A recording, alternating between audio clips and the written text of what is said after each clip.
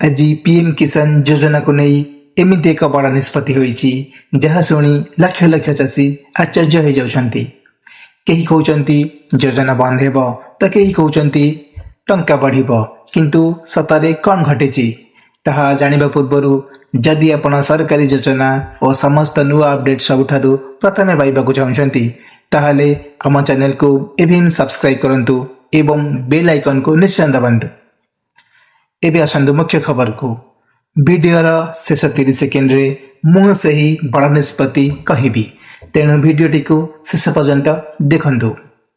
प्रथमे जानंतु केंद्र सरकार पीएम किसान उपरे आज कैबिनेट बैठक रे एक गुरुत्वपूर्ण निष्पत्ति नैछंती।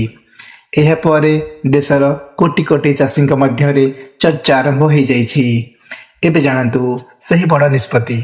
सरकार पीएम किसान योजना को आउ 5 वर्ष पर्यंत जारी रखा मंजूर करिसेंती। एहा पई प्राय 3.15 लाख कोटी टंकार बजेट अनुमोदन होईछि। हेले गोटे कथा स्पष्ट, वार्षिक 6000 टंकार वर्तमान पई कौनसी वृद्धि घोषणा होई नाही। पूर्व भली 3टी किस्ती रे 2000 लेखाए मिलिबो।